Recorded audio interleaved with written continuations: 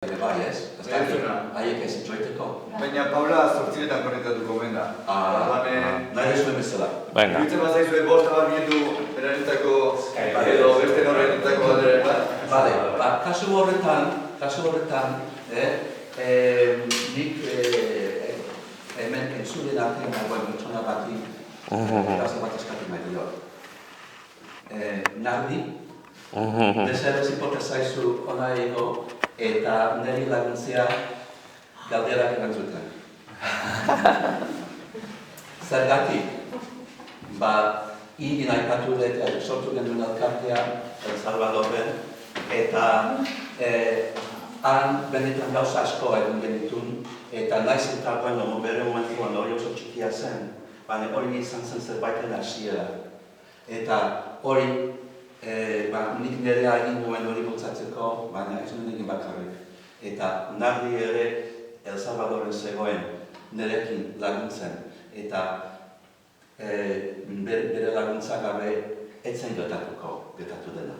Así que Nardi ere daukagu eta suerte handia da, eskerrik asko.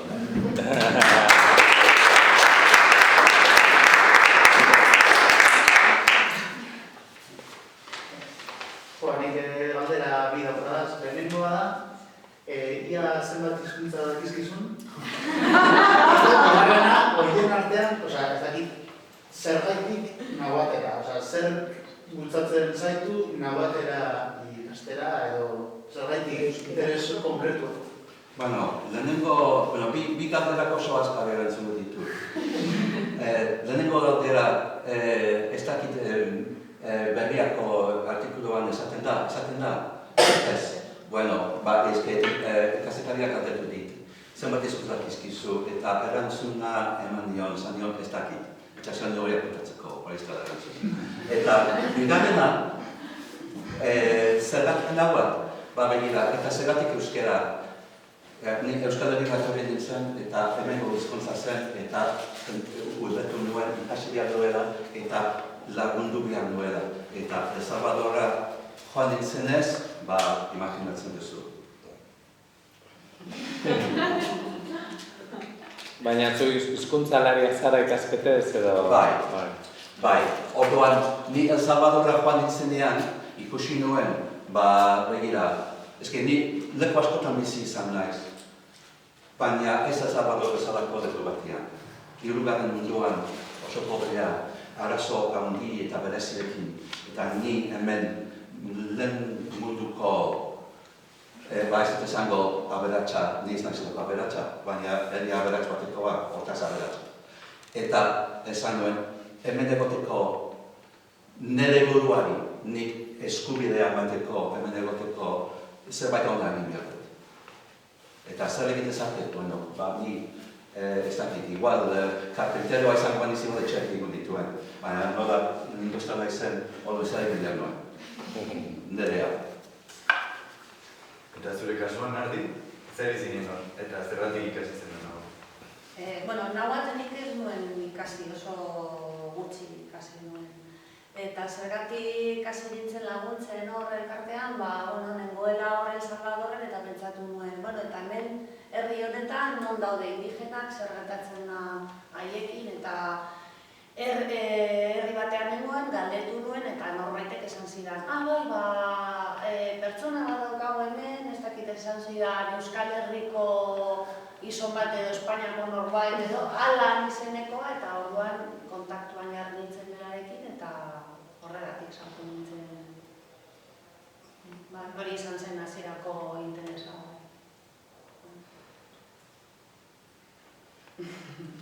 Nahuatera hizkuntza bakarra, jatorrizko hizkuntza bakarra, ez horren, zara besterik. Bakatu? Jatorrizko hizkuntza nahuatera bakarri dago Salvadorren, ez dago besterik. Ez. Baita ez. Bazeuden beste batzuk, baina hori danak desagertu dira, baina haietako bi hogeigarren mendean, eta hori zati oso handia da, esatea, ez aspaldi. Hogeigarren mendean bi hizkuntzak hil ziren estatu txiki horretan, Euskal Herriaren temaneko herri horretan, eta bat gelditzen da hiztun batzuekin. Eta, ezin dut erresistitu esan behar dut. horietako iztunez, horietako herri horretako batzuk etorri dira gure ganat esan dute, mesedez, guk egin nahi dugu gure hizkuntzarentzat zuek egiten nahi izareten baterentzat. Eta esan dugu, oso zaila da, zuen kasuan sentitzen dugu, baina hilda zuen hizkuntza. Baina saiatu nahi dugu. Eta orduan saiatzen ari gara zerbait egiten nahi izatea. Igual aipatu izenak, ez? Lenka. Bai.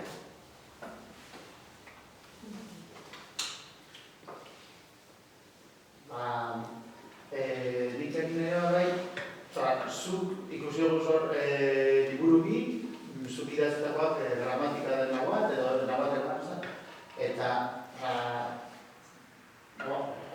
azkenean, zuk ikasten duzu hizkuntza bat, eta gero, kapasa zara, hizkuntza hori, ikasi dauden hizkuntzari buruzko liburu bat, eta nola ikasten da, nola heltzen zara horreino, nola prozesu hori? Hor bai gainean dauden liburu guztiak, berak egin dituen. Bueno, gehienak. Bueno, bai, badago bat, Bai. Euskararekin berdin egin nuen. Bai, baina... Orduan, Baina, ez ara euskaltzaindia. Baina, nabieltzaindia. Peru, aztuzet izatea urgaztea dela. Euskaltzen urgaztea. Baitu, Dena den anekdota bezala, bere berrerari buruzko gramatika iurretako batek idatzi zuen. Bai. Bere hizkuntza aztertu zuen, edo lehenengo gramatika egin zuen gizon bat iurretakoa zen. Durango, Zarronaindia zen. Zarronaindia ez idazlea, jakina, aita Zarronaindia edo, berak egin zuen, eta bere gramatika erabiltzen da bere berra ikasteko. Hori kontatzen du Zarrik Moroak gara beraino artean buruan. Ez gara kasu bakarra. Eta hizkuntzalari batek, egin dezakela, hainbat lan egin ditzakela, munduko hizkuntzen inguruan, ez? Nik ulertzen den nire papera dela bidea erakustea. Hau da, nik ezin detena egin, baina ikuste dezunean, gogo bat dagoela gauza batzuk egiteko, baina ez dakitela egiten. Hori da, egitutxak ez dakitela egiten. Zergatik ez dakiten, beste arrazoi batzuengatik, ez dute aukerek izan ikasteko egiten. Eta orduan, zuk ikuste dezunean, zerbait dakazula erakusteko, orduan erakutsi nahi duzu. Orduan, batzutan, zein da moduriko berena gauza bat erakasteko erakutsi, ez? Orduan, nik egin ditut gauza batzu, eta, azken finean nire asmoa da, ikusi duzu edo egiten den, hori zuek erretu. Orduan, norbatek eman behar du lehenengo urratsa. Nik kanpokoa naizela, nik igual ez dakida da, aiton horietako batek bezain ondo hizkuntza, baina erakustanean izbidea hori zuek erretu. Eta, batzuk eskertzen da. Hori da, nik ulertzen dudan papera takalan. Nik galdera bat, lehenan, nire eskuinan badago pertsona bat baita, estatu bat horra dena, eta euskal kultura aztertzen duen, eta euskalduna da. Beraz, gela honetan dago maila pixka bat importantea da. Baina, nire galdera, esan duzu, nardi dagoen arrazaren egoera, eta zein da El Salvadorreko arrazen egoera, edo badago arrazarik, edo badago desberdintasunik gizatateen artean, edo ze realitate ikusitzen duten zuek? Galdera zaila. Werner deika dakabo. A ver. Bideo, ez? Galdetu berari. Kaixo, Werner. Kaixo. Geraki nemi. Hola, Zakunda. Euskeraz, Geraki nemi, Werner. Nahani Alan. Tahati Nechkari. Nechkari Senpa. Ez dut zuten? Entzuten duzue? Bai.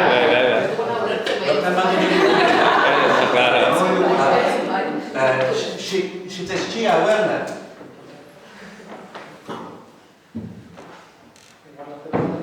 Hola, Werner.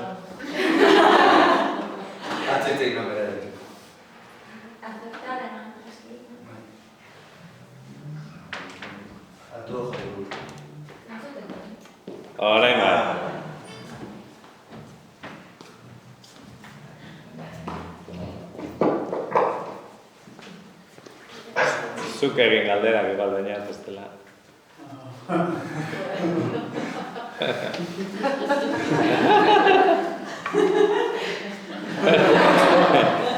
Nardi, Bueno, muchas gracias por venir.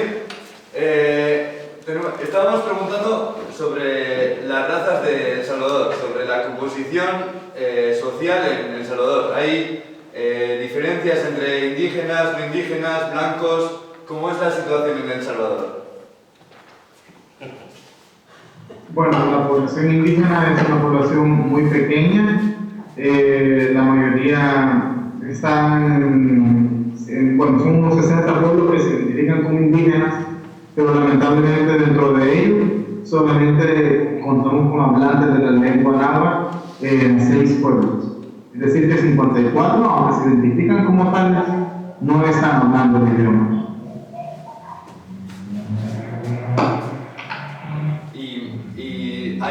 ¿Hay actitudes negativas acerca de los indígenas?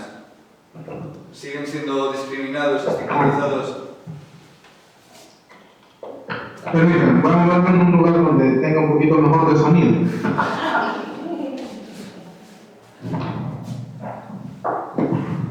Soy calderánico de ustedes, ¿eh? Es un arténico y tú. Hola.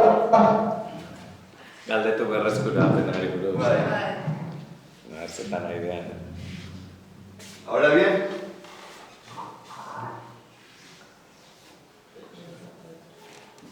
¿Ahora, Werner? Te preguntábamos si hay actitudes negativas contra los indígenas. Si los indígenas siguen siendo estigmatizados, discriminados.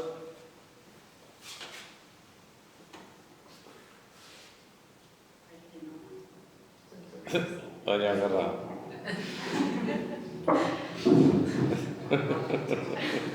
Ez da erratza, Werner, ¿nos escuchas? ¿Werner? No, pero hasta ahora, dime.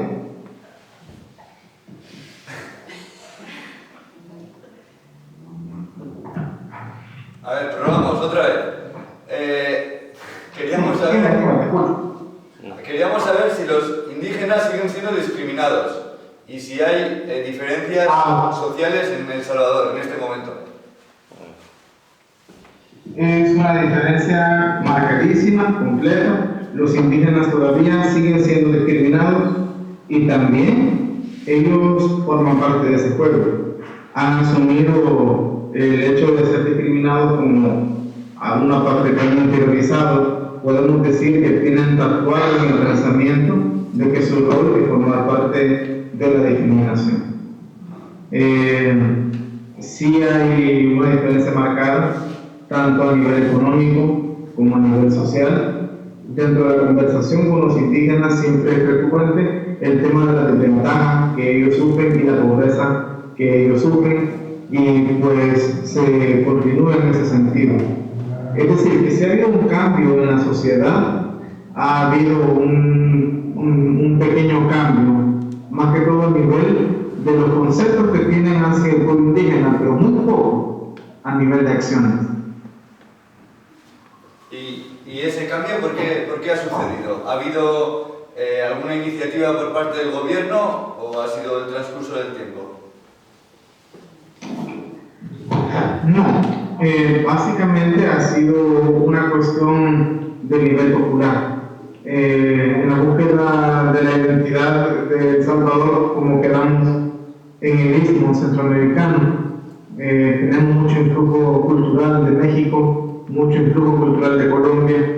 Nuestros ritmos tienen alimentaciones, televisión, tienen muchos de esos lugares. Entonces, el salvadoreño hace poco, culturalmente, se empieza a preguntar quién es en el tema de identidad.